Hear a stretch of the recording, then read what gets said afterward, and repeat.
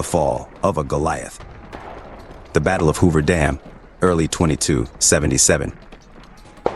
Hours into the battle and the sun was at its highest point, but its location in the sky did little to penetrate the thick cloud of Mojave dust and black smoke of war blanketing the land. All around the bridge between Arizona and Nevada, and beneath the cloud, hordes of crimson soldiers had slaughtered their way through the NCR's lines. And by this time, the dam was more Legion than NCR, with the last lines of defense just then feeling the impact of the last prime wave. With much of the NCR beginning their withdrawal, the final NCR lines on the dam proper had fallen back, and the few surviving contubernia of recruits were beginning their cleanup effort, while the fresh primes met with the retreating NCR soldiers who'd only fallen back to take new positions along the winding roads to the dam. Alaron stood atop the dam littered with the bodies of California and Legion soldiers, looking up at those cliffs on the Nevada side as he directed his recruits to join those attempting to break open the visitor center doors. All of a sudden, a high-caliber round clipped the side of his helmet, not aimed enough to kill him, but certainly enough to send him to the ground behind a sandbag barricade. With his fingers leaving indents on the grip of his blade, he used his free hand to begin picking himself up, using the dam's tower for support when another mortar shell exploded overhead nearby. Alaron's ears rang, completely drowning out all noise of the battle surrounding him as he peeked over the sandbags. There he saw the recruits he sent to bolster the visitor center all dead with their bodies full of shrapnel, 6 of his men all dead, and another 2 spasming their way into death with blood pooling around them through each shard of steel. There he stood disoriented and confused as his ringing ears drowned out the chaos. He didn't even feel it as the staff assisted his rise. Instead, he was locked in a temporary trance where he could only watch the scene around him. Alaron saw his brothers across the West Dam finishing their work on the California troopers. As the last of the final prime wave passed by, he saw the lines of troopers on the dam throwing their guns over the edge and putting their hands up only to be beheaded by the faceless soldiers of Caesar. Whole groups of the surrendered were lined up and killed as the Legion worked in its mechanical way, even when officers ordering the slaughter fell to the snipers on the cliffs. Surrendered female troopers were picked up amid the chaos and hauled to the edge of the dam before getting thrown over the side, regardless of the snipers doing what they could as the execution teams continued. Alaron watched another mortar shell explode over the visitor center and saw the final prime wave meet with the last NCR line on the dam top when yet another Decanus fell before he could behead his surrendered victim. The death of that Decanus didn't save the trooper's life, because another legionary picked up where his dead commander left off before he too fell to the menace in the cliffs. After several moments that felt like minutes, time picked up and Alaron's hearing returned before he was collected enough to move his prime groups up and watched another pair of officers fall on the dam top. As his primes charged forth to join the slaughter on the west edge, his eyes scanned the dam top, and his mind took special notice of all the fallen plumed helms before another round chipped the edge directly behind him. And it all made sense. Slamming himself into the wall of that tower, he ordered his veterans with the gesture of his blade to fire on those Nevada cliffs. Alaron's veterans began their suppressive work to little success as he watched 2 of his veterans fall to more sniper fire, before he finally turned around to look at the Arizona cliffs begging for aid. By this time, the Legion's own sharpshooter and explorer groups in the rear were either killed by their NCR and Ranger counterparts on the Nevada side, or too pinned down to be effective. Atop the volcanic red rock overlooking the west, Legate Graham stood with his large staff and veteran wave officers looking over the chaos. Despite the tremendous progress of the last prime wave smashing into the final NCR line, he saw his own commanders and veterans dropping across the dam, and looked to the opposite cliffs understanding the tactic. Legate Graham lowered his binoculars when suddenly, another volley of sniper fire came their way, sending Graham off the rock he stood upon. The Praetorian and veteran staff froze, watching their commander tumble to the ground, appearing to have taken a direct hit. Less than 2 seconds later, Graham stood to his feet, showing that the round had missed him, but the force behind it had knocked him over, something that would have certainly been chalked up as a confirmed kill by the NCR marksman, before watching his target rise and climb upon an even more exposed position. Montano watched his legate fall and then rise after seemingly taking a direct hit in the chest, but as Graham climbed that rock, One of the Praetorians broke from his shock and instinctively tried to prevent Graham's suicidal exposure, begging over an uproar of gunfire. "Legatus, you mustn't expose yourself." Legate Graham swatted the hand from his belt and met the Praetorian with eyes flaming like the sun. Where else should a legatus die? The legate climbed the rock and hoisted himself up before rising to his feet as he held his arms out, begging to be hit. Graham waved his arms and fired his pistol blindly in the direction of those Nevada cliffs, shouting, "Kill me already. I'm right here." He emptied the rest of his pistol into the air, and the second it locked back, another volley of sniper fire pelted the cliff behind him, taking out a few officers in the staff. Montano kept his composure as he watched the legate miraculously survive the volley, but felt the blood of the commander to his right get sprayed onto his face. Montano felt the body of his comrade slump to the rock around his feet, and Graham didn't flinch. The sniper fire seemingly did little other than irritate the legate even more as he reloaded his pistol, fired one more shot at the west, and shouted, "Fucking cowards." After that, Legate Graham had his fill and casually stepped down from the rocks to a less exposed position as yet another barrage of sniper fire missed him. An explorer marksman wasn't so lucky and collapsed before Graham from his position on the ridge above, and Graham stepped over the body with his eyes flaming like never before. When Graham was before the large staff, he dusted himself off and gestured towards the chaos on the dam top as he commanded, "I want those cliffs silenced. Send the veterans forth and smash through the lines. Chase down those rangers and sharpshooters. Kill them all. I want pursuit till they're all gone. No survivors." The legate turned to a Praetorian with a short-range radio pack and screamed over another succession of fire from the explorer positions. "Recruits will drop their current directives and bolster the primes along the roads. Those NCR fallback points must be destroyed or engaged immediately. Rally all veteran groups and veteran officers remaining on the dam to join the veteran charge." He stopped before looking at the 9, now 7 veteran officers behind his Praetorian staff, officers of the veteran cohort. All of them, Montano included, snapped upright to the attention regardless of the incoming sniper fire. "You heard my directive. Hunt down and eliminate those sharpshooters, then circle back to finish the prime's engagement." Each officer screamed there, true to Caesar, over another uproar of gunfire from the explorers on the ridge, and were led by an elite centurion quickly down to the staging area below. Legatus Graham turned his attention back to the carnage on the far end of the dam, while the Praetorian radio man continued screaming the legate's orders into the receiver. Aileron had moved up to the forces around the visitor center, and the primes had just washed over the final barricade. As the NCR began their full-on retreat to the fallback points along the Nevada side roads, the primes couldn't celebrate for long since the NCR snipers on the cliffs took the brief moment to focus fire on the mass of red along that vacant line. The mortars had been silenced perhaps due to ammunition exhaustion, but that meant little when more and more officers collapsed due to those snipers. Aileron saw each group of newly leaderless soldiers charge to rally around their Vexillarius, only for each Vexillarius to fall to the menace above.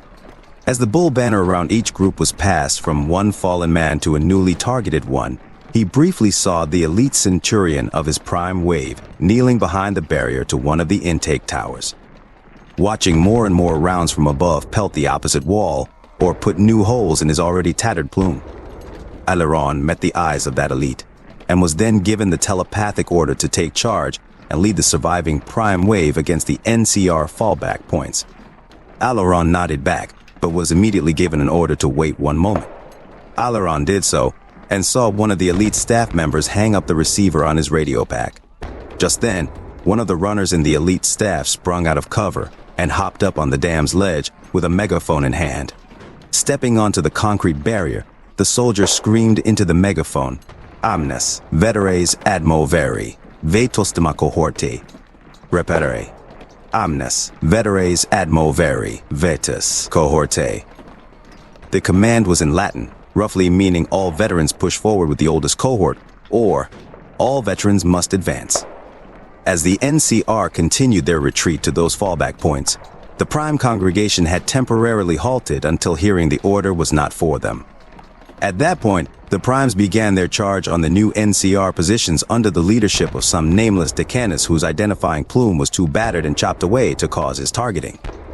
The second that order was repeated, all the eyes of the few surviving veterans and commanders atop the dam were moved to the order giver. After the order, the soldier with the megaphone screamed, "Recruits advance with primes." Then he added, "Prime pugnae, dende positiones," roughly meaning, primes engage, then hold position. The primes were already on their way to fulfill their directive when the horde of surviving recruits joined their prime brothers in the new chaos along the road. It should be briefly mentioned that orders were given in Latin during battle to prevent the enemy's understanding. Most battles and objectives were plotted out beforehand, but changes to orders in the heat of battle were issued in the revived language not only to confuse the enemy, but to give specific orders that horn calls and war drums couldn't.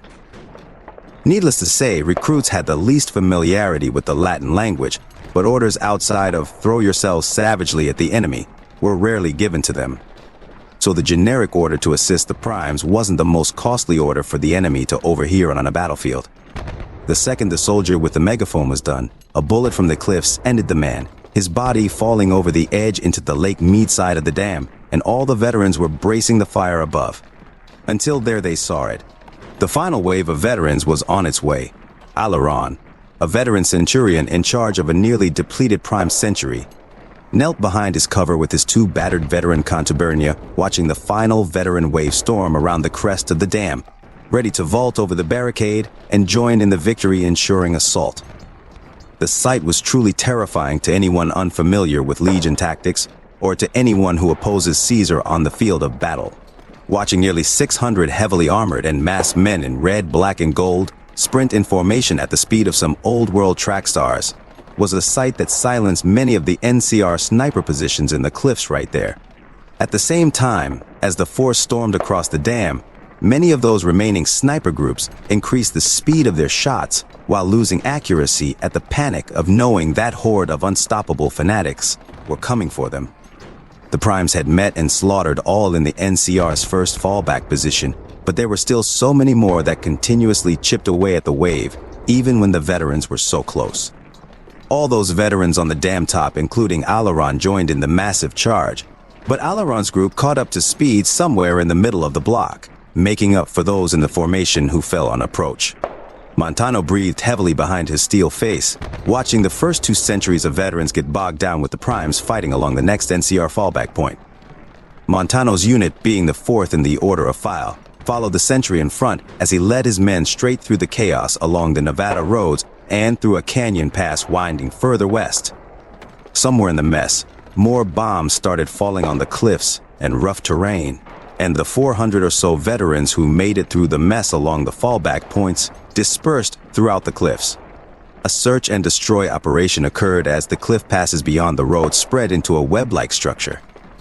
Up they went and around the rocks. The veterans met with few rangers on the cliffs overlooking the dam, slaughtering all they found, but the scarcity of enemies was still puzzling as more bombs exploded around them, and even more rangers were seen fleeing.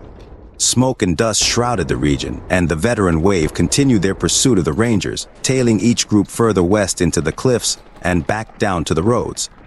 The war back near the dam was still a complete slaughter, as more primes were killed by the NCR's rear positions, while those Californians in reach of the prime's blades were already helpless. Graham looked over the west through his binoculars at the fight along the west, watching the last of the veteran wave completely disappear into the winding roads and cliffs along the Nevada side, but seeing the devastation of his force on the Nevada side. As victorious as the primes were in each engagement, and despite the silence of those sniper positions, the primes could only hold out for so long. Legate Graham kept his radio man close by and gripped his pistol tightly as he prayed that the veterans would finish their work on the Rangers and return to finish the fight along the fallback points. Despite the inferno in Graham's heart for savage servitude, he knew his prayers were not ones that would ever be answered to his blasphemous desires. Mars was not the god who stood lord over the Legion's battle this day. Montano had continued his relentless pursuit with the majority of his force intact. Only a few of his contubernia had fallen behind to deal with some of the Ranger holdouts, but that didn't matter when they had reached the main road, exposing an open expanse. The other veteran forces had rallied at the road, and all of them landed in the same place in pursuit of the Rangers. There along the road, Montano moved his unit forward once more, following behind 2 other sentries, and the elite of the cohort sprinted up the rear to lead the advance. All across the open desert were the dots identifying the Rangers who had escaped the cliffs. There were so few Rangers killed in the cliffs, and so many that made it out, that every officer there, including those who joined the charge, knew that their task was not done. With the elite taking his place at the front of the rallying column, and all those dots in the distance disappearing into an old-world town, the mobilization took place on the march. Aileron took his spot with a few of his remaining veterans in the space between 2 sentries, and began following in the charge forward, taking note of the town they were moving towards, as well as the distant spire of a great city far to the northwest. Aileron had assisted his legate's staff many times in the weeks and days leading up to the battle, and remembered giving his input on the old maps of the region. Boulder City was the nearest town to the dam, and was most likely being used as a triage center at this time for the NCR wounded. This, of course, was speculation, but Aileron watched the Rangers flee towards the town, same as all the other veterans in this wave, and knew the place would likely be home to the NCR's reserves. Montano came to this same conclusion, and also knew that if the Rangers were rallying there, the place was important enough to strike a terrible blow against the NCR forces in the region. The only thing Montano knew that Aileron didn't was that this assault on the town of Boulder City would have to be a quick one, since they were already farther from Hoover Dam than anticipated. Still, the elite in charge of the veteran wave knew this as well, but his orders were to hunt down and kill the Rangers before circling back to finish the fight near the dam. With time being so crucial and the sun beginning to set, the elite of the veteran wave ordered the sprint towards Boulder City. Within half an hour, the massive force of veterans had completed their rapid mobilization and continued their sprint to the outer edge of Boulder City.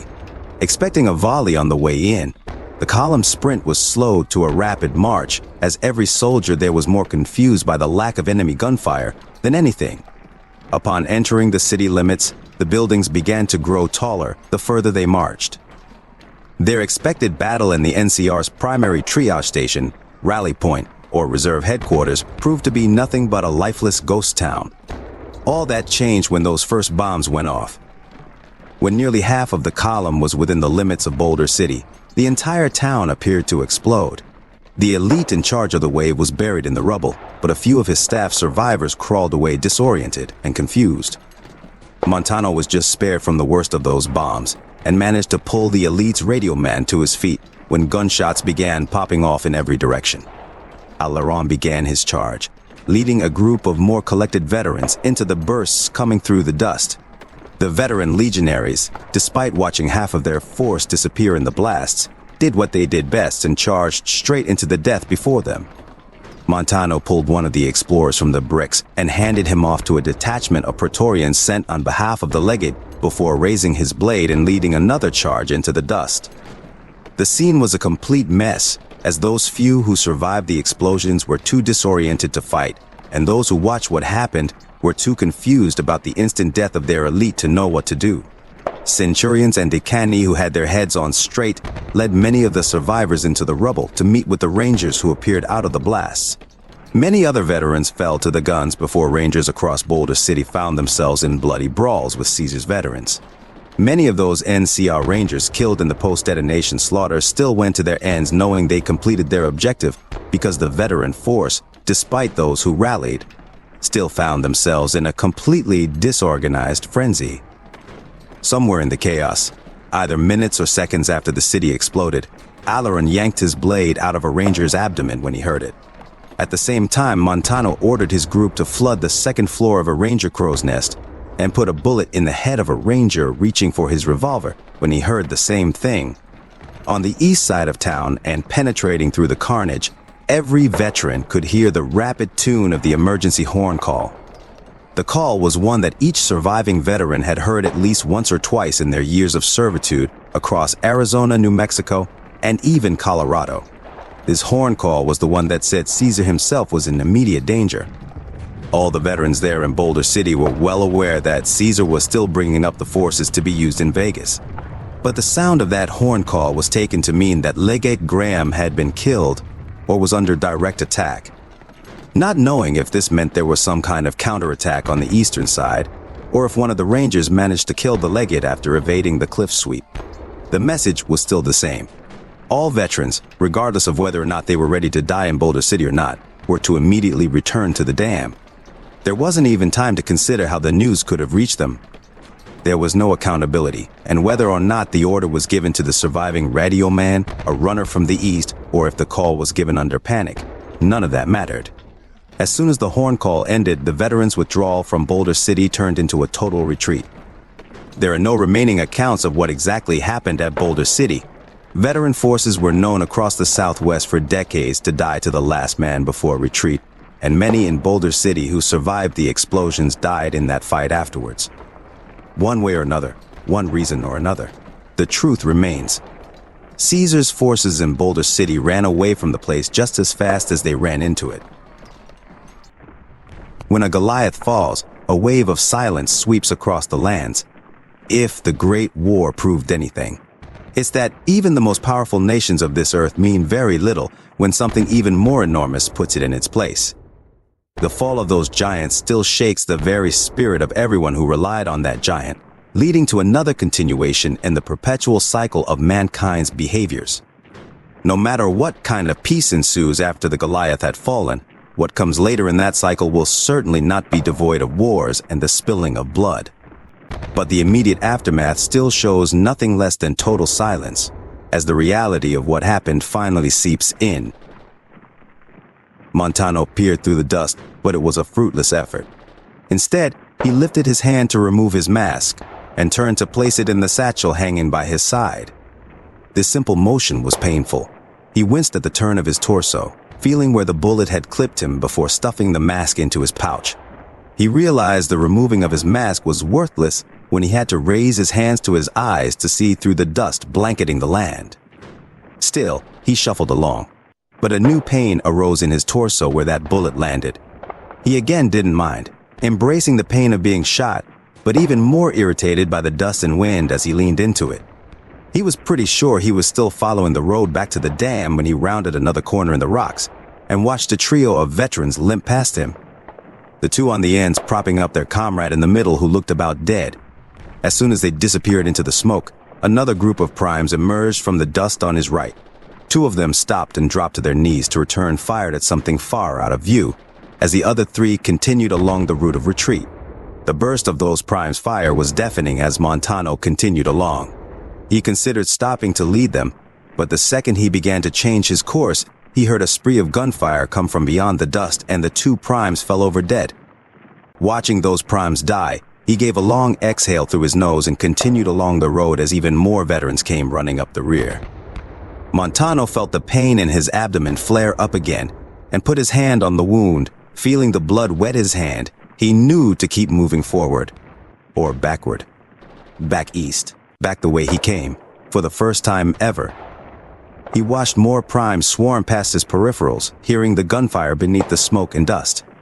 Knowing the primes' retreat only occurred because the veterans' withdrawal was mistaken for a retreat. Montano supposed it didn't matter at this point. The cowards would be killed, and Montano only hoped that he'd be allowed to carry out the order, provided his legate was all right. Montano truly did wonder if the legate was all right, and truly wished he could have kept up with the other veterans if he wasn't so injured. None of that was relevant at the moment. Montano was hoping Raquel was proving useful in whatever was happening back at camp, and briefly wondered where his senior Falco had gone. Montano lost track of him, as well as most of his other forces not long after the explosions when. Montano's thoughts were immediately interrupted when the wind cleared a cloud of black smoke, and he could see the dam beyond the dust haze. He was almost there.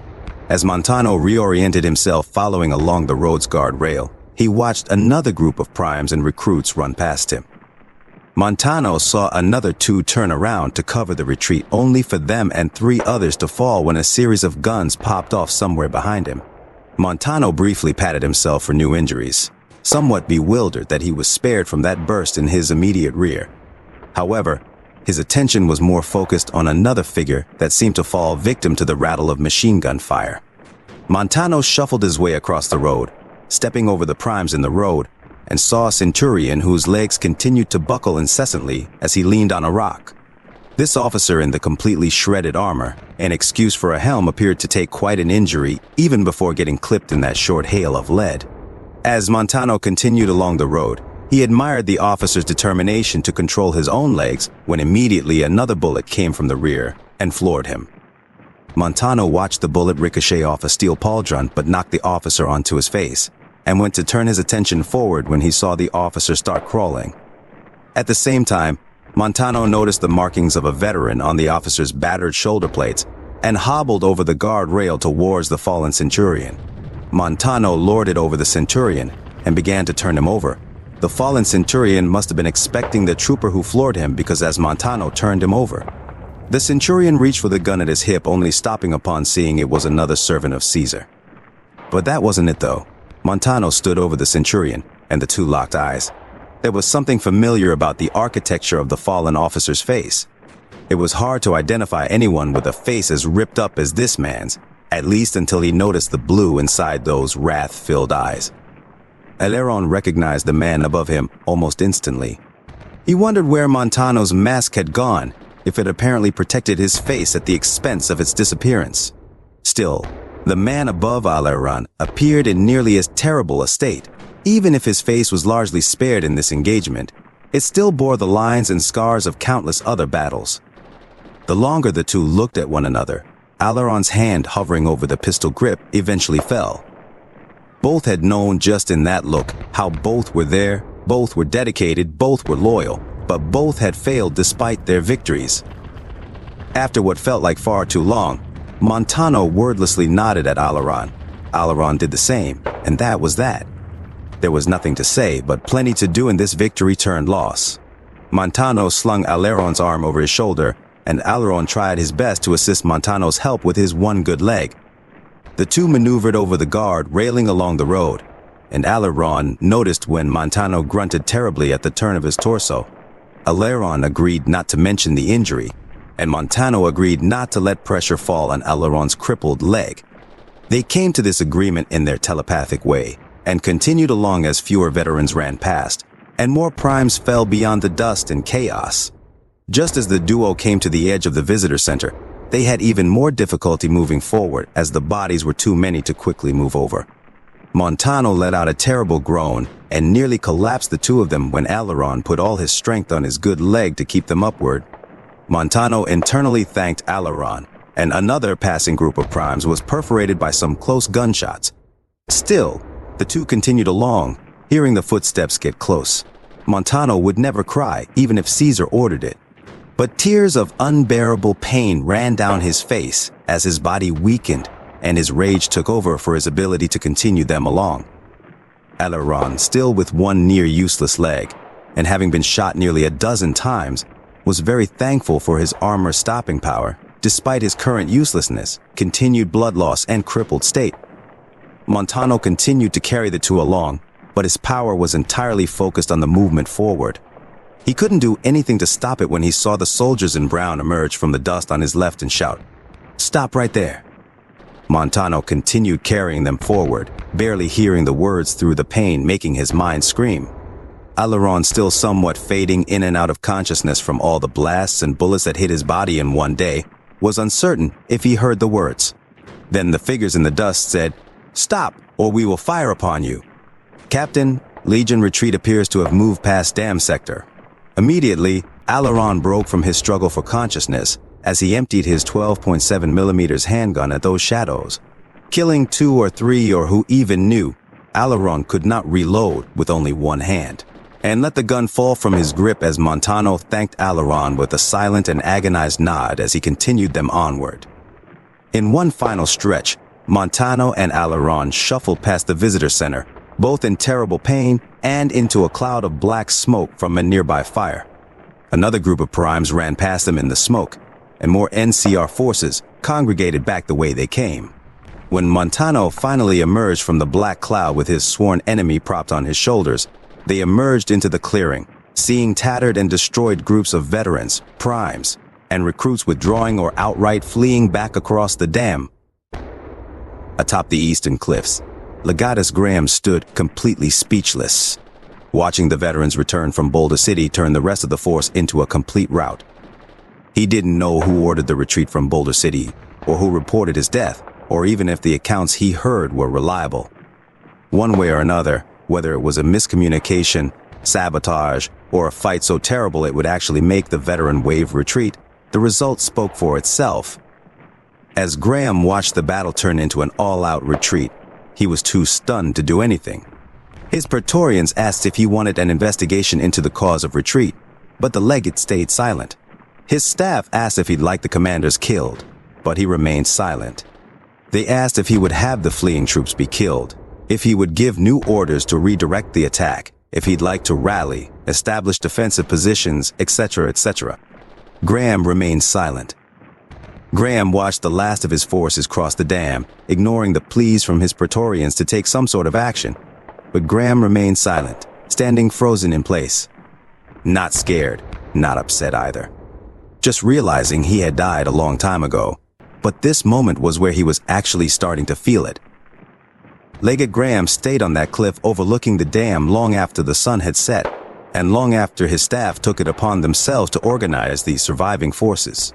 He watched the dust and smoke settle as the night took over, and the lights from that roam beyond the mountains reflected off the moon, showing NCR soldiers begin the solemn work of retaking the dam. More hours passed and more NCR forces populated the dam top, stacking the bodies of soldiers from both sides and fortifying new positions.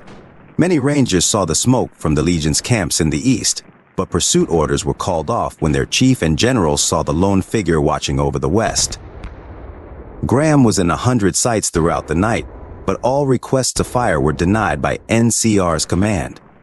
Some in the NCR's army speculated that the figure watching them would face Caesar's wrath, while others wondered if the commander on the eastern cliffs merely let them win the day for some reason nobody, on Earth, could explain. Many of the younger troopers and rangers saw the withdrawal and immediately took credit for the victory, while older and more experienced ones, many of the ones in the Boulder City ambush, expected to be forced to kill the remainder of the veteran wave, having experience with what kind of enemy they were facing. Those old Rangers who watched the Legion's best found it hard to take full credit for the victory, and concluded that there must have been some kind of mysterious intervention that caused their victory. But just as it was said before, the result was the same. There was no victory party on either side, especially the Legions. The NCR continued their morbid work of sorting and disposing of the dead that littered the entire region, and that lone figure continued to watch them from those cliffs throughout the night. By the break of dawn, Graham had vanished from the eastern cliffs, and his first orders to his Praetorian staff were to release all the recently incarcerated commanders. Aliran and Montano were released from prisoner cells by the Praetorians along with all the other surviving commanders, and nearly all of them were immediately taken to the healing shelters, while Graham entered his command domicile, never to come out on his own again. The definition of failure. 4 days later, the Legion, battered as they were, refused to depart the region even after the loss at the dam, and the remainder of the force picked up their camp and moved it to the top of the nearby fortification hill, a vast and open cliff overlooking the dam and Lake Mead. The place was previously a small encampment for Legate Graham and a few of the other elite commanders, but with the enormous losses, a consolidation atop the hill took place over the next few days. Once all was set up, there was still plenty to do in the camp movement despite no new orders from the legate, who still hadn't left his tent. Although once the meager force populated the vast cliff with so many vacant tents, nothing else remained, so the idle forces simply watched the enemy below. At any hour of the day, one would see long lines of battered legionaries sitting along the ridges staring down at the NCR forces, still continuing their cleanup work atop the dam during this time. As NCR continued to cart their dead or injured to faraway field hospitals and clean up the dead left behind by the Legion, the crippled NCR force saw those rows of crimson soldiers staring down at them during all hours of the day. And NCR's victory was even harder to celebrate when they saw that force sitting statue-like and merely watching them. Many NCR soldiers had known someone killed at the dam or survived it themselves, and rage filled their minds as they worked and felt those eyes above. Some of the more upset soldiers looked at those statues staring down at them, and even went as far as firing a few blind shots up at them on occasion. screaming curses about what they did and why. Even when shots of anger pelted the cliffs behind the rows of masked soldiers, none of the silent figures moved or retaliated. All those crimson soldiers were focused more on the continuing repopulation of the dam, reflecting on the battle, or staring out at the large city beyond the lake, wondering when they would join the next assault on the bridge to Nevada. Many concluded that it wouldn't be too long since Caesar was still on his way. As so many of the surviving force sat atop those ridges along Fortification Hill, there was still plenty of activity going on in the camp proper. The Legion weren't really known to treat their injured beyond reason, but something happened during the Battle of Hoover Dam that hadn't happened before. So many of those atop the ridge would have happily fought to the last man, but between the deaths of so many commanders and the veterans' withdrawal being taken as a retreat, the chaos in the ranks was unlike any experienced in the Legion's near 30 years of constant wars. Either way, seeing the veterans' withdrawal in such a beaten state created a strange new form of camaraderie that made all those soldiers get whoever was still kicking out of the carnage. In an army where injured were only seen to after victory, and injured became part of the dead calculation in the face of defeat, the Legion atop the hill immediately after the dam was still treating their surviving soldiers for days after the fight. The howl of masochistic screams echoed from atop the hill as countless bones were reset and bullet wounds were cauterized with blacksmith tools throughout the days and nights. A sound that only added to the terrible ambiance of the post-Hoover Dam NCR victory. One by one, new legionaries were born from the post-Hoover Dam defeat as freshly healed servants exited the camps to take new spots on the ridges overlooking the dam. Each new soldier joined the ranks along the ridge, and fresh rage emanated into the world around that crossing point, while memories of that defeat and the screams of pleasurable pain seeped into the Mojave's history. All the while, Caesar himself crept closer and closer. On the fourth day after the defeat, Montano sat in the healing tent reserved for officers. His side was still healing from where a 308 had gone clean through the lower part of his right side. A tight wrapping and nearly 6 bags of healing powder had done their work to the point that his mind was no longer fogged by the potent tribal remedy, and the sealing of his wound had left him as one of the more mobile commanders despite still being down about a liter of blood. Montano sat there in the late morning with a number of veteran decani and a couple lower centurions, each one crushing the herbs to make more healing powder or bitter drink for themselves or their brothers still recovering in the other occupied cots. Montano was half engaged in the conversation amongst the men around him, his mind mostly focused on the concoctions he was mixing, as his eyes continued to drift between the bowl and his hands. The cot where Falco was being prepped for bone resettlement, and the cot where Alaron laid still unconscious. Montano thought about the condition of Alaron, and his mind went back to memories of the operation he saw done to his rival. Montano, as battered as he was, remained in a better state than Alaron, who had to undergo the cauterization of 2 bullet wounds that missed his armor, the wrapping of 4 sites where bullets had punched his armor, and the resettlement of his leg that had been broken and dislocated in either one or several explosions throughout the battle. Montano's eyes lingered on his rival, still completely out from the previous day's surgery, and the man gave internal admiration to the man whose end he sought to oversee firsthand. Montano's attention was soon turned back to his immediate company. One of the veteran decani had just said something about how he'd been there for one ordered withdrawal in the New Mexico campaign, and Montano remembered the incident referred to while he remained silent about his own presence. The others in the circle acknowledged in remembrance or recalled mention of it, and all of them agreed silently how that incident was completely unlike this most recent one. One of the junior centurions brought up some battle in Colorado and was about to explain Caesar's ability to pull victory from that hopeless situation, when Montano's hearing was interrupted by the presence of a slave leaning down to him. It was Raquel, who quietly whispered to Montano how she was there to collect any spare medicines from this group. Montano silently acknowledged her and said to the group of recovering officers, "Give the servant your spares." The story stopped. Each officer nodded at the veteran Montano, and Raquel walked quietly around the circle as each officer placed either 1 or 2 spare bags of healing powder or jars of bitter drink in the slave's basket. When Raquel stopped beside Montano again, he lifted his eyes from the bowl in his hands to the cot where Falco sat. He placed one of the little jars of bitter drink in Raquel's hand and not the basket as he said, "Give this to Decanus Falco immediately." He paused, but caught her hand before she could depart, and his eyes drifted to Alaron, who still laid there in his cot with his eyes closed and motionless. After studying his rival across the enclosure once more, his hand went to one of the bags of healing powder by his side.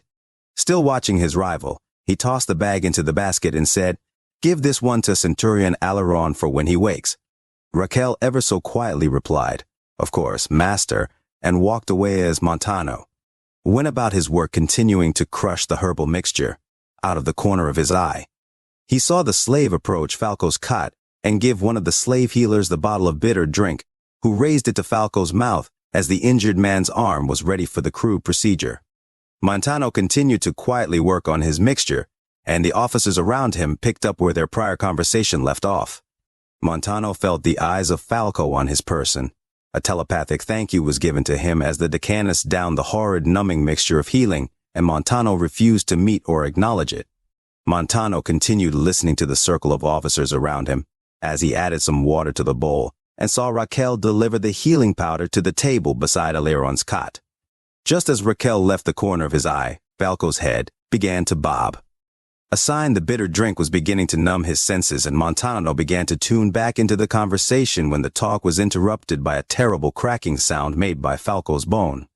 Falco wasn't entirely numb, as evidenced by the short but terrible scream that briefly echoed throughout the enclosure, but the slaves who reset Falco's arm continued their work and tested the limb's range of motion as more numbness set in and the officers resumed their chat.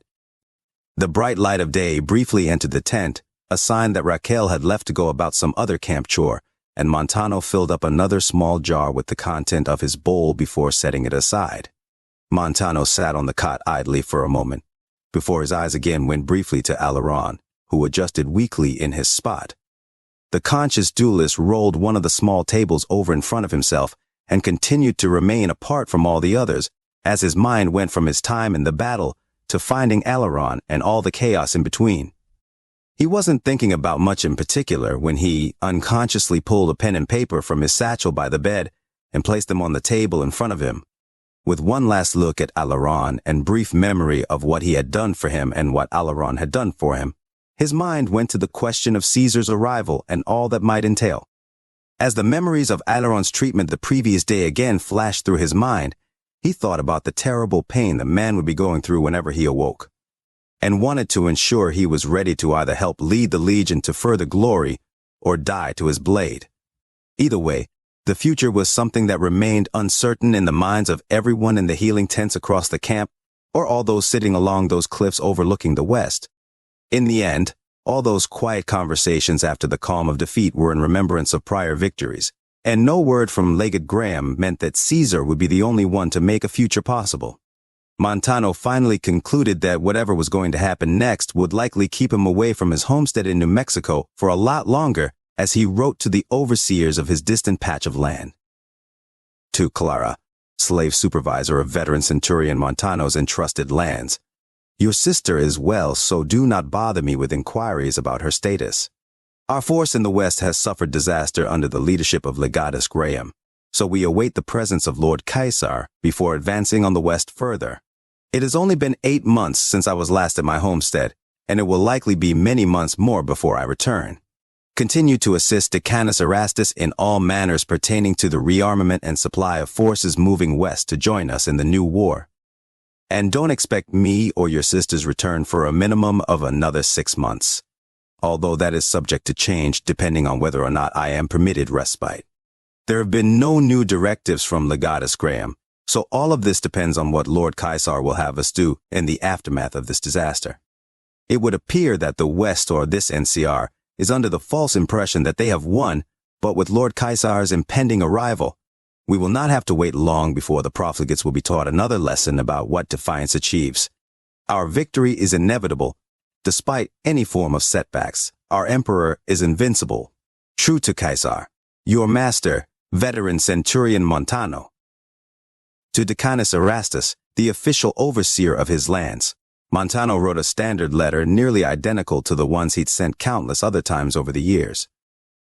To Veteran Decanus Erastus of the Recuperatio Unitatis, head overseer of veteran Centurion Montano's entrusted lands, you are still head of my lands in official terms only, for I still do not trust crippled servants of Caesar, unable to perform on the field of war such as yourself. Continue to do all that my personal servant Clara requires of you, for her words are the words I instruct her to say. Trouble yourself little with matters of the West, but aid all who pass my entrusted lands going that direction. Our emperor is invincible. True to Caesar. Veteran Centurion Montano. When Montano was done, he set his pen down, and the officers around him were talking about something else.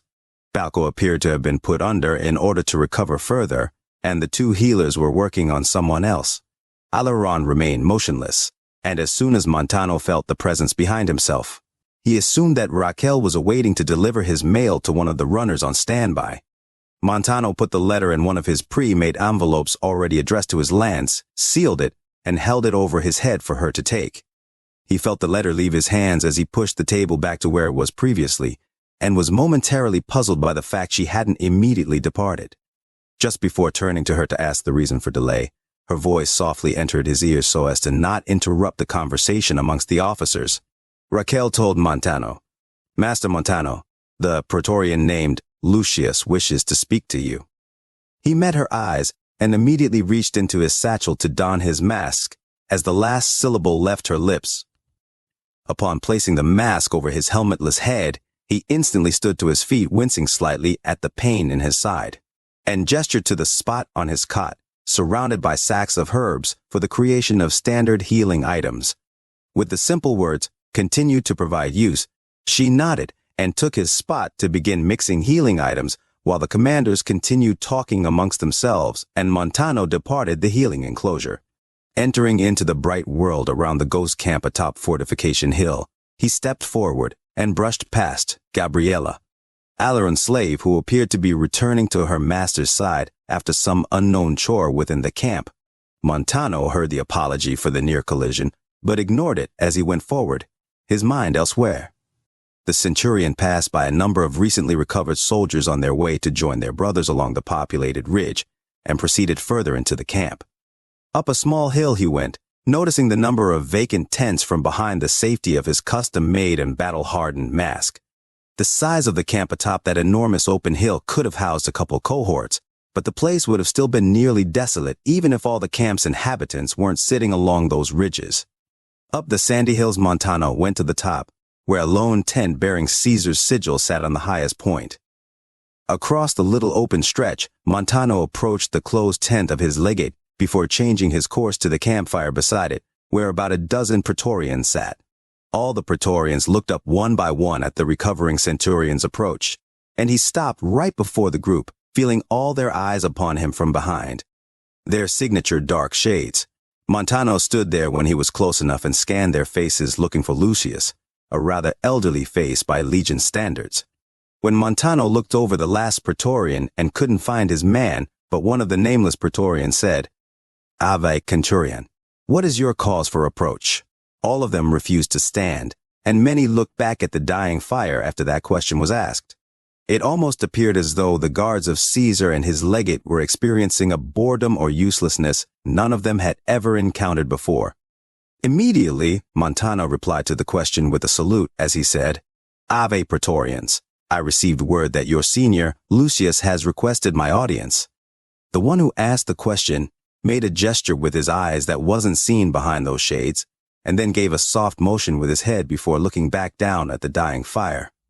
Montano saw this signal and turned around to see a legionary with a Praetorian sash approaching from back the way he came, and Montano left the gaggle of defeated Praetorians. The Praetorian Lucius stopped when he was distant from the group, and motioned for Montano to step closer to himself, apparently so that there would be more privacy. When Montano was within arm's reach of the Praetorian, Lucius removed his dark sunglasses, and Montano studied the darkened face of Lucius. His black eyes beneath a head of combed, dark gray hair said the same thing that every other set of Legion eyes atop that hill said, but with an added something else. The eyes of Lucius said he saw the defeat at the dam firsthand, but that something else said, "I was at Boulder City too." Lucius looked back at the closed entrance to the legate's distant tent once more before he met the eyes of Montano behind the chipped steel mask. Both men wordlessly gave their salutes to one another without their hails, and contrary to his summons, Montano began first by asking, Legatus Graham still hasn't left his domicile, has he? Without looking back at that entrance, Lucius the Praetorian said, I'm afraid not. Something awful has come over the Legatus, and he won't even see his guard or take messages from Lord Caesar. At that, both remained silent for a long time, letting the words sink in after being spoken into reality for the first time since the battle.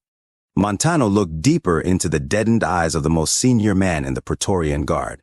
Finally, Montano asked in a half-dead way, You were in Boulder City as well, weren't you? Lucius nodded his head slightly, continuing to meet the centurion's eyes behind the mask before Montano asked plainly, What happened out there? Who ordered the withdrawal? Who gave the horn call, and why? Lucius again remained silent momentarily after Montano was done before shaking his head and looking distantly as he said, I do not know. I do not know anything about what happened. Between the trap we walked into and the cascade of humiliation after, there was no reason we should have lost the day or experienced what we did. All I know is that we were acting under orders the whole time, and whether or not the call to return was a miscommunication or the result of a false communication, none of that mattered after our legatus refused to correct the situation. Montano interrupted his peer in the guard, nearly bursting with anticipation for explanation of those events. Why did we not regroup then? Take up defensive positions or something? Lucius demanded Montano's calm with a look of the eyes. I don't know, Centurion Montano.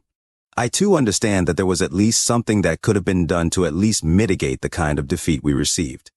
Lucius paused and both remained silent for a long time, thinking about what could have been done to prevent the situation, or at least pull some kind of small victory from such an overwhelming failure. Finally, both came to the same conclusion as Lucius added, What's done is done, and there are still no new orders for now. Centurion Montano felt the urge to gag as even more memories of the defeat flashed through his mind following that terrible admittance, what's done is done. Knowing that Lucius was the only Praetorian guardsman who had been permitted to see Legate Graham since the battle, Montano asked Lucius in nearly a demand, Why are we sitting here, Lucius? We should at least be fortifying our position atop this hill or leading probing raids across the river. Despite our current numbers, despite what happened, the force below is a broken shell of what we fought 4 days ago. The reason they haven't been picking off our forces on the ridge is because they are afraid of provoking another assault that they know they'd lose. When Montano was done, Lucius only said, I understand that, Centurion, but that is still not my call. It's the legate's, and Legate Graham has still said nothing. Lucius could see the terrible rage in Montano's eyes, a roaring inferno that burned despite the extinguishing water of hopelessness that continued to pour on it. The fire was the same one Lucius felt, but the legate was still in charge, with the only thing keeping that fire burning was the fact that Caesar was arriving shortly. This thought reminded him of the reason for approaching Montano in the first place. Both men exchanged internal agreements about the situation before Lucius spoke the saving news to the commander. There is nothing to do at this moment. If it quells your anticipation, just know that Lord Caesar has given no word in reply about the state of Legate Graham as well. Because of this, I have reason to believe that Lord Caesar wishes to oversee the correction of this situation firsthand. Both men shook their heads in silent acceptance of defeat before the guardsman finally concluded plainly, In the end, none of this will matter. Lord Caesar will be here in a few hours. Since you are the most senior commander still standing, and since Legate Graham ignored the news of Lord Caesar's impending arrival, I'm having you lead the arrival formation. Are you recovered enough to accept such a role? Lucius took Montano's answer from the burning look in Montano's eyes, despite the silence between them. After another lasting silence, the two peers exchanged another nod of defeat's acceptance, and the two departed one another's company without another word to be said, both knowing that Caesar's own arrival will turn the situation around. Sometime after midday, Montano stood in his full equipment and armor at the head of the massed formation atop the flat hill. As the wind blew softly and the sun beat down overhead, the only real sound was the distant force filing up the winding paths to the flattest part of the camp on Fortification Hill where all the remnants of the battle stood. Montano felt the weight of his helmet atop his head and breathed heavily through the steel mask, wishing that the plume atop his helmet wasn't as tattered and burned as it was. The gross and battered state of his apparel had been a symbol of success on countless other campaigns throughout Arizona, New Mexico, and Colorado, but this time felt different. His armor was not the symbol of triumph after enormous struggle. His armor this time was the symbol of defeat after tremendous disorganized chaos. Montano watched the figures at the head of the distant formation show several large banners behind the central figure, and Montano knew the person at the head was Lord Caesar himself. The aging commander's heart began to race at the prospect of possibly being spoken to by Lord Caesar, and his mind scrambled in nervous anticipation about what he would be asked and how he would respond. Considering the idea of speaking words to the master he served with all his being for nearly 2 decades, one would never have known how he was truly feeling beneath all that armor, and that expressionless steel face resting on his own. The centurion's internal panic and foreign sense of nervousness cooled slightly when he looked across the formation atop Fortification Hill. Montano stood before the rocky and sandy trail leading up to the legate's tent and surveyed the forces on the level stretch in front. While the banners of Caesar's staff column inched closer and closer, Montano saw the roughly 4 centuries worth of legionaries he was in acting command of. Montano remembered seeing the force assemble before dawn on the day of the battle, and how incredible it looked. Montano remembered seeing the cohort force that morning before the dawn broke over the east. Nearly 1,700 soldiers all ready to pour over the dam and secure the bridgehead to a land that would soon be Caesar's. The army before him this day was reduced to something a little less than 400, while there were now only a dozen or so remaining in the healing enclosures across the camp. Montano felt utterly humiliated to be in charge of a force that was in such a state and still couldn't accept the title of victor. Montano continued to survey the battered force that didn't even have enough surviving officers to command it, and turned his head slightly to look at the staff behind him. Falco, his senior, was still out, and he couldn't recognize any of the officers or vexillari in the makeshift staff behind him. His eyes briefly caught sight of the junior centurion behind him, between 2 standard bearers, and before his gaze met the Praetorian Lucius standing with the others further up the hill. Montano briefly wished his rival was there for this occasion. Aileron was still out cold, and Montano couldn't figure out if his desire for Aileron's presence was so he could boast about his selection to lead this formation, or out of some strange comfort at the idea of having a familiar face at his backing. When Montano finally turned his attention to the arriving party, Lord Caesar had just entered through the hastily constructed camp entry posts, and Montano could better detail the lord he served. Lord Caesar was too far to truly detail, but he was close enough for Montano to definitely recognize the dictator.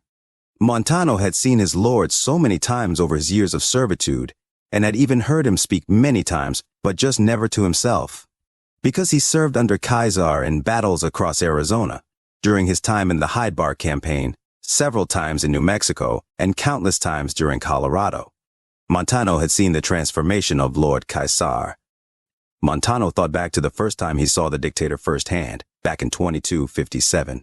He was a brand new prime decanus who'd served admirably as a recruit and was put under the Lord's leadership for the fall of the Arizona tribe of, who even remembered such an insignificant name.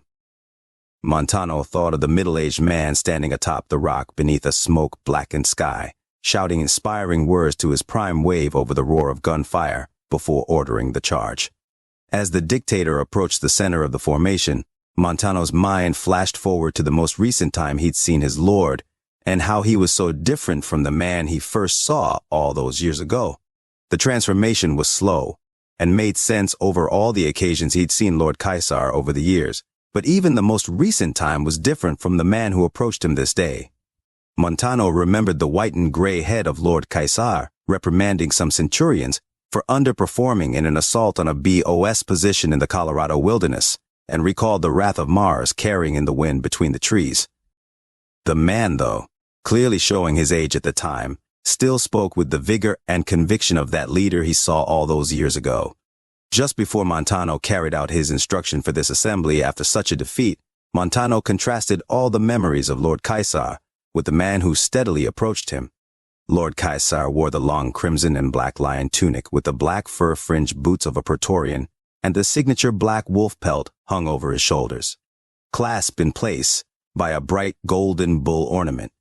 Caesar got closer, and Montano's eyes met his face, showing a face with many lines of war and triumph beneath the completely shaved or hairless head.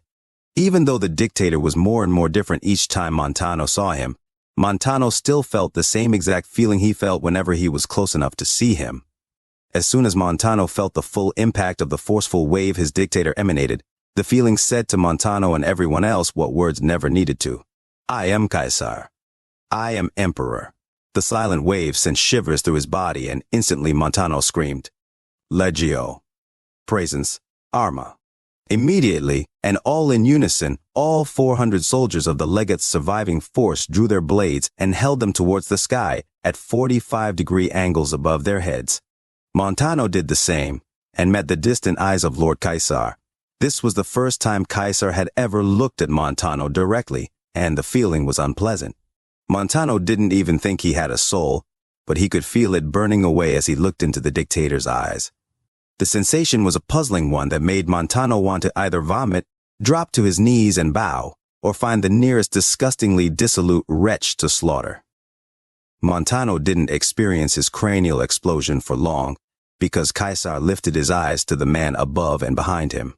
Lucius became the next target of Caesar's gaze, but he accepted it better probably because he was more used to direct interaction with Caesar, and despite remaining statue-like in formation salute, Montano recovered internally as Lord Caesar raised his right hand for the force behind him to stop.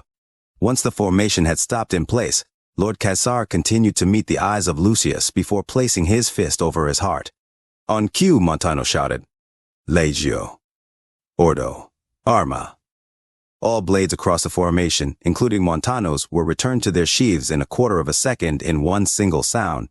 Montano continued to watch the dictator, as Caesar's eyes remained on Lucius. A telepathic conversation between the two was still underway, a conversation that Montano was not permitted to overhear, when finally, after a moment of silence, Lord Caesar raised his left arm out with his index finger extended. Montano was instructed what to do by the simple gesture and acted automatically, carrying the staff off to the side of the formation to wait in place.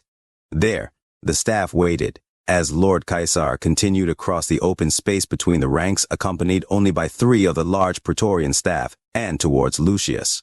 The 12 Praetorians behind Lucius made their way off the side, and Lord Caesar proceeded up the hill with Lucius by his side until the emperor and his select entourage disappeared over the flat ridge toward the legate's closed tent.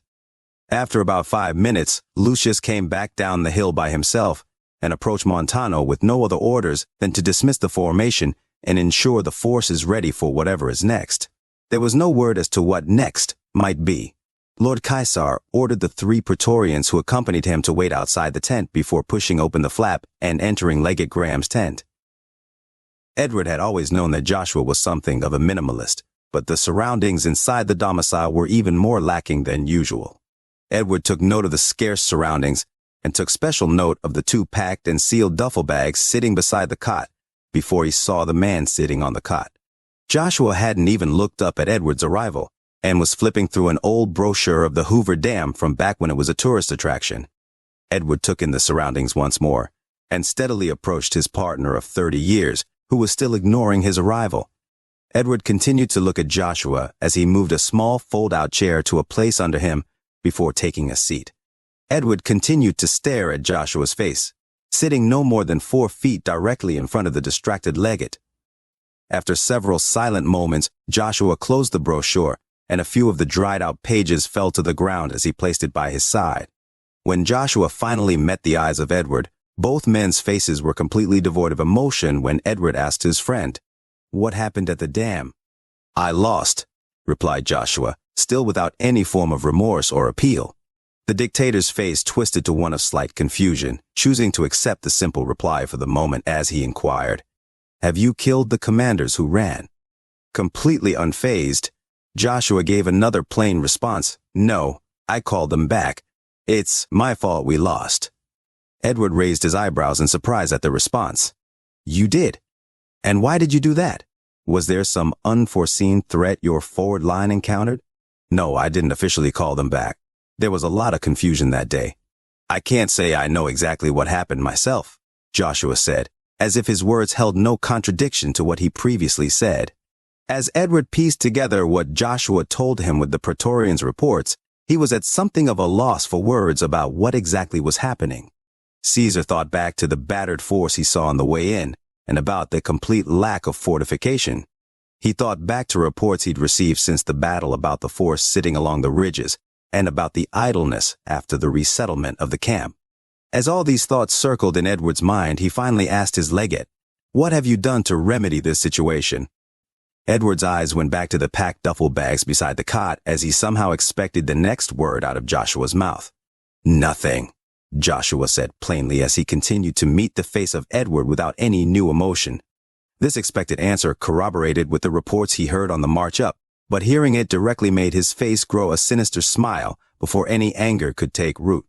Edward's smile rapidly began to fade as he continued to look into the eyes of Joshua. "Why is that?" asked the dictator, with rage beginning to simmer, but also curious about what has come over his second. Joshua looked unflinching from Edward's face before saying straightly, "'Cause I'm done." Not quite expecting that, Edward was momentarily confused before the rage in his veins began to boil at a quicker rate. Still, the confusing words added new question as to what exactly Joshua was talking about. Edward knew deep inside but couldn't ask about it, so he simply stated, "No, you're not." "Yes, I am," was Joshua's immediate response that caused a tornado of perplexion in Edward's mind. Despite the confusion and rage increasing in Edward's mind, he immediately sneered. Why? Unsure how exactly to handle such words from someone he so trusted, Joshua said again without wavering, "Because I'm done serving you."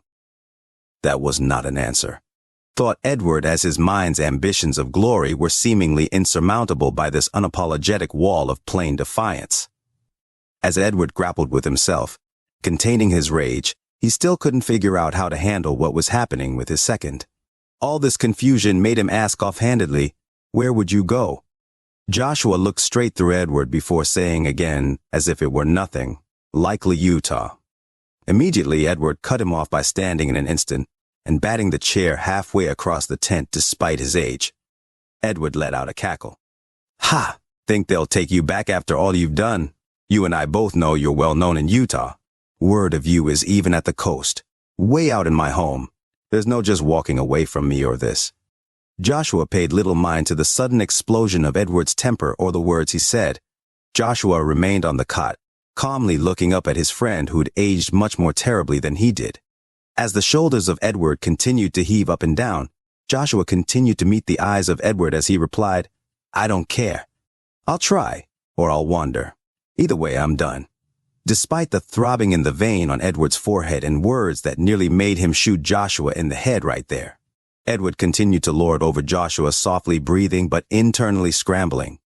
Edward's mind was too busy trying to figure out how to handle the gross act of defiance when his spirit as dictator acted for him. "You seriously think you can just serve me for nearly 3 decades, lose me the most pivotal battle we've had, and then just walk away?" At that, Joshua instantly rose to his feet, his calm eyes now burning like they normally did over the years. Something defiant yet loyal was battling itself in Joshua's mind as he met the words of Edward dripping with blood. "No, I don't think you'll let me, being the man you are. Despite all we've done, you're still just Edward, a man who begged me to save you and Bill because you were so afraid to die in Blackfoot captivity." Despite the ferocious nature of these words, they never went above an inside voice.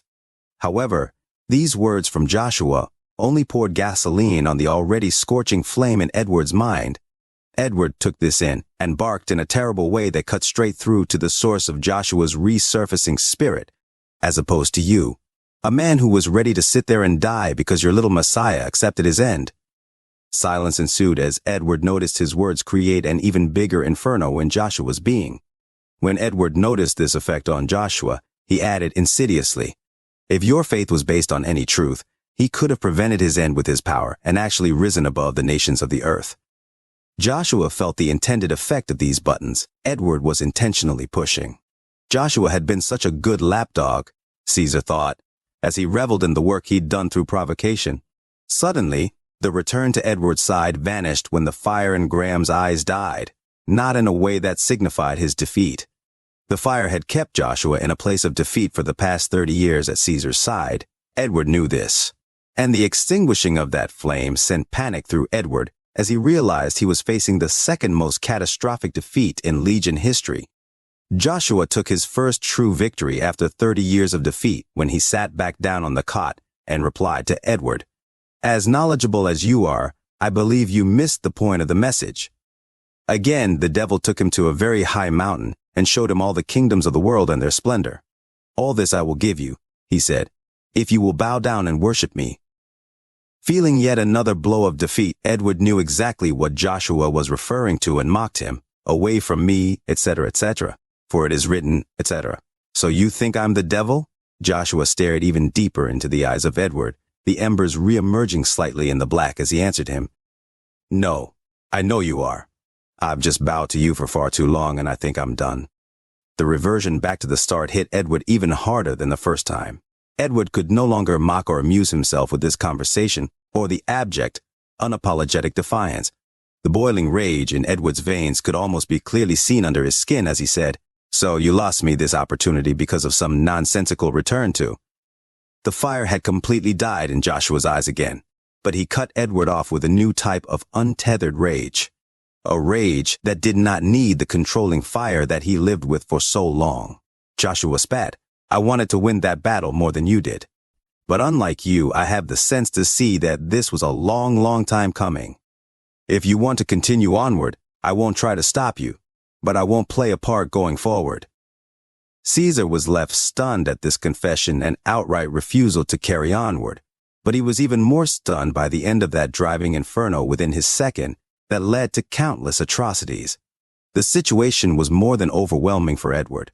Both men had fought many times over the years about issues of faith, philosophy, direction, tactics, and countless other things. But this time was far different than any of the other times. Caesar watched the fire in his most trusted friend's eyes completely die out in complete resignation to something that he knew he could no longer take advantage of. Edward looked upon Joshua and knew for the first time that his friend of so many years was actually dead the whole time. The man he was speaking to might as well have been a corpse, for it was easy to make a corpse do what you want if you make it. But Edward had learned that this one would never be able to perform on its own, and he was tired of having to make it.